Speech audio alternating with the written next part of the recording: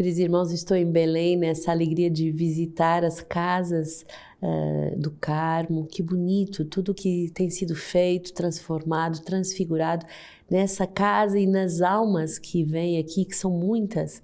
Também a alegria de visitar o nosso seminário, Casa Monte Tabor, que foi a primeira fundação em Belém.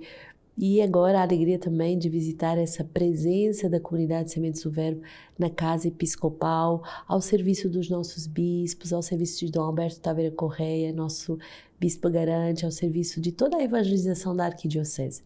A alegria de poder, nessa terra de Belém, contemplar o Verbo, contemplar a Eucaristia, e a cidade já está nessa grande preparação, como eu sei que a sua cidade e a sua família também se prepara para essa grande solenidade de Corpus Christi. Então, se você ainda não se juntou a alguém, a um grupo, venha se juntar à comunidade Sementes do Verbo para realizarmos esses tapetes por onde o Santíssimo vai passar, e essa belíssima procissão de Jesus Eucarístico nas ruas.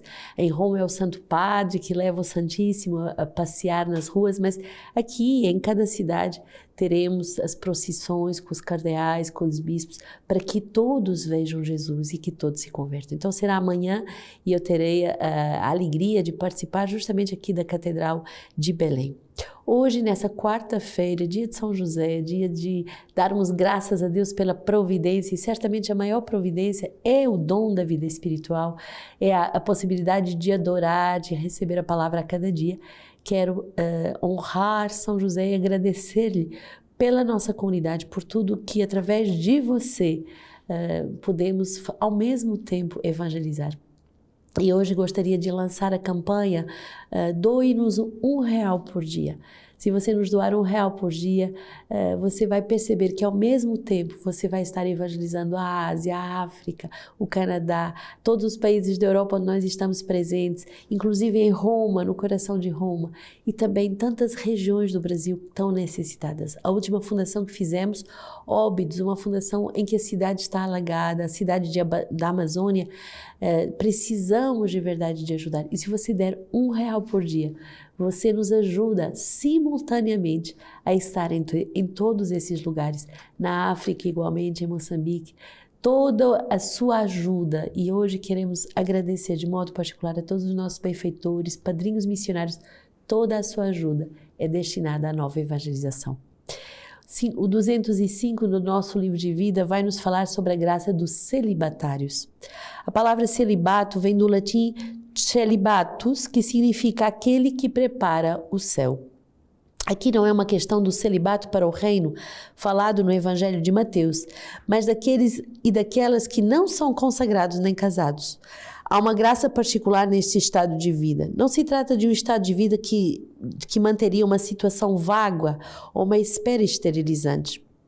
Esse estado de vida reúne, com efeito, uma diversidade de situações. Aqueles ou aquelas que pensam na vida consagrada, mas que devem ainda caminhar. Aqueles ou aquelas que aspiram ao casamento, mas que esperam o seu futuro cônjuge. Aqueles ou aquelas que no frescor da sua juventude ainda não se puseram a questão do seu estado de vida. Aqueles ou aquelas que fizeram a escolha deliberada do celibato. Aqueles ou aquelas que estão numa santa indiferença, permanecendo disponíveis à vontade de Deus.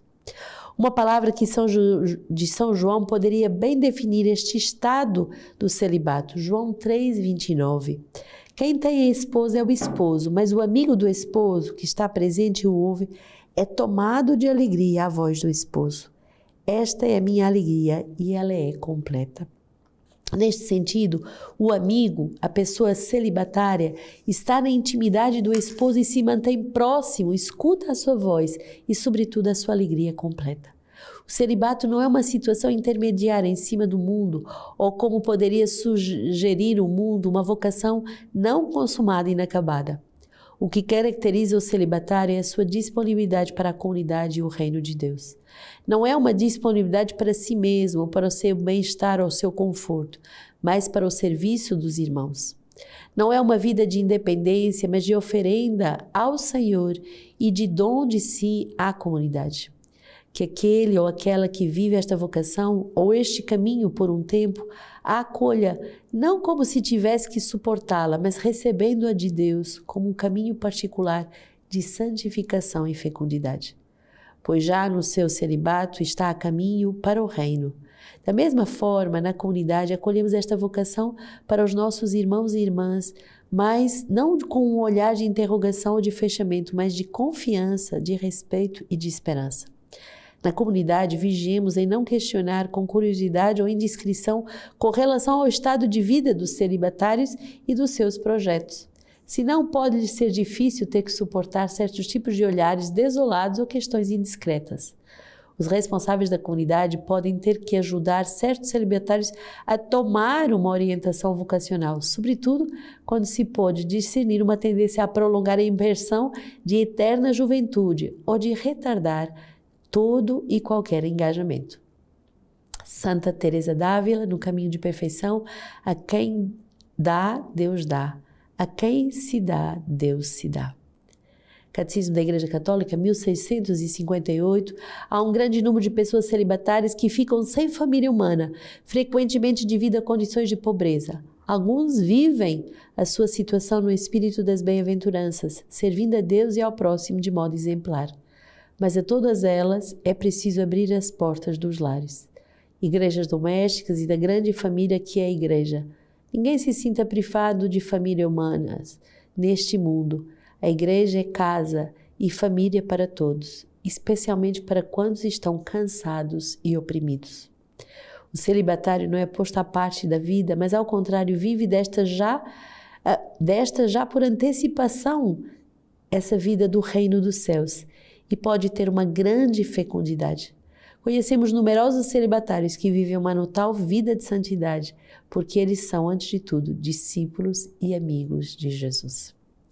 Tão bonito vermos os celibatários com esta visão de aqueles que preparam para o céu, aqueles que se preparam para o céu, aqueles que são amigos do esposo e que se dão nessa escuta atenta à vontade de Deus e por isso podem ser muito consagrados na obra de Deus, disponíveis para o reino, disponíveis para aquilo que Deus quer. E esse número nos faz entender que quando falamos de celibatários ou vulgarmente falamos de solteiros, tem uma infinidade de situações. Aqui na comunidade Sementes do Verbo temos pessoas muito jovens que acabam de fazer, por exemplo, 18 anos e que não se põem ainda a questão da vocação, se são chamados ao matrimônio ou à vida consagrada.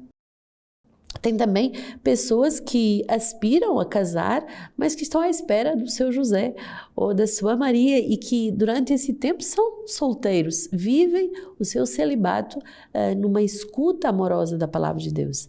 Tem também aqueles que na sua juventude ainda podem fazer essa escolha deliberada do celibato. Quer dizer que eu escolho sadiamente, de uma forma madura, ser celibatário para poder ser disponível para a evangelização. Tem aqueles que escolhem a vida consagrada, mas que devem se preparar e então são solteiros, mas que estão fazendo etapas formativas e etapas de amadurecimento. E tem aqueles que estão numa santa indiferença à espera justamente da vontade de Deus. E eu tenho a alegria de acompanhar um casal de 2 solteiros que estavam na comunidade Sementes do Verbo, um aqui em Belém, outra e ela no Rio, e é tão bonito ver eles completamente consagrados à obra de Deus, completamente disponíveis tanto para o casamento como para a vida consagrada, sacerdotal, numa santa indiferença. E um dia Deus desperta os seus corações e fala-os encontrar. Eles vão noivar no Festival das Famílias, então eles se preparam e depois casar no nosso retiro anual. Como é bonito ver gente verdadeiramente entregue a Deus, solteira, nesse celibato daquele que prepara o céu, e depois ver que Deus um dia manifesta a sua vontade e que manifesta a clarificação. Neste caso foi para o matrimônio, tem outros casos que é para a vida consagrada, tem outros casos que é para a vida sacerdotal, tem outros casos que é justamente para a vida laical. A quem dá, Deus dá. A quem se dá, Deus se dá. Então, tenhamos essa confiança de nos darmos inteiramente ao Senhor. Segunda Reis 2, 1 e 6 a 14. Eis o que aconteceu quando o Senhor arrebatou Elias ao céu no turbilhão. Elias e Eliseu partiram de Gigal. Elias lhe disse: fica aqui, pois o Senhor me envia só até o Jordão. Mas ele respondeu: tão certo como o Senhor vive e tu vives, não te deixarei. E partiram os dois juntos. 50 irmãos profetas foram também e ficaram parados à distância ao longe, enquanto eles dois se detinham à beira do Jordão. Então Elias tomou seu manto, enrolou e bateu com ele nas águas que se dividiram de um lado e de outro, de modo que ambos passaram a pé enxuto. Depois de passarem, Elias disse a Eliseu: pede o que queres que eu faça por ti antes de ser arrebatado da tua presença. E Eliseu respondeu: que me seja dada uma dupla porção do teu espírito. Elias respondeu: pede uma coisa difícil. Todavia, se me vires ao ser arrebatado da tua presença, isso te será concedido. Caso contrário, isso não te será dado. E aconteceu que, enquanto andavam e conversavam, eis que um carro de fogo e cavalo de fogo se separaram um do outro, e Elias subiu ao céu no turbilhão. Eliseu olhava e gritava: meu pai, carro e cavalarias de Israel. Depois não mais o viu, e tomando suas vestes, rasgou-as em duas. Apanhou o manto de Elias que havia caído e voltou para a beira do Jordão, onde ficou. Tomou o manto de Elias e bateu com ele nas águas, dizendo: onde está, Senhor, o Deus de Elias? Bateu nas águas e elas se dividiram de um lado para o outro, e Eliseu atravessou o rio. Esta é uma das páginas mais comoventes da palavra de Deus, da paternidade espiritual. Elias e Eliseu.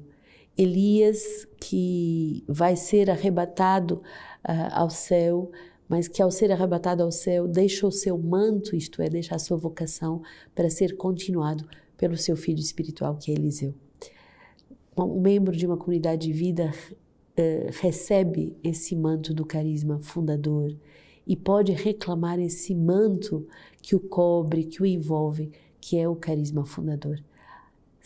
Termos a certeza que continuamos a missão de um outro, que é o próprio Cristo, mas também com o estilo próprio dos nossos fundadores, é a certeza de um caminho a pé enxuto. Aqui esse sinal bonito de pegar o manto e de bater com ele nas águas, e as águas se abrem, e as águas representam o pecado, representam tudo que é instável, e esse caminho a pé enxuto que se abre representa a vocação daqueles que querem ser elevados ao céu e que por amor ao céu tudo fazem. Salmo 30. O Senhor, grande é a tua bondade, tu a reservas para os que temem a ti e a concedes para os que em ti se abrigam diante dos filhos de Adão. Tu os escondes no segredo da tua face, longe de intrigas humanas, tu os ocultas em tua tenda, longe das línguas que discutem. Amai o Senhor, seus fiéis todos. O Senhor preserva os leais, mas retribui com usura ao que age com soberba. O Senhor, grande é tua bondade e tua reservas para os que te temem.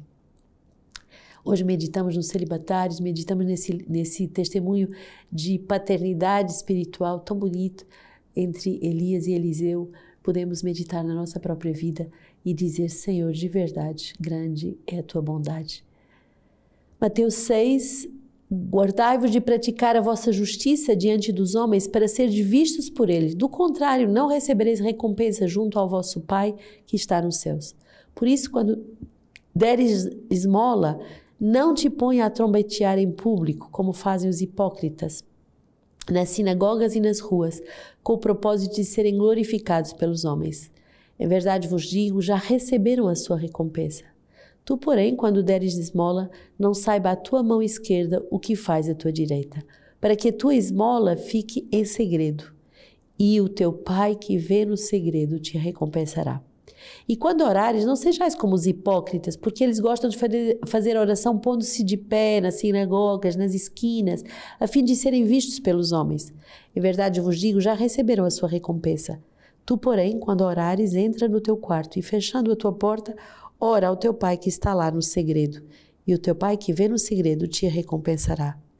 Quando jejuares, não tomeis um ar sombrio como fazem os hipócritas, pois eles desfiguram o seu rosto para que o seu jejum seja percebido pelos homens.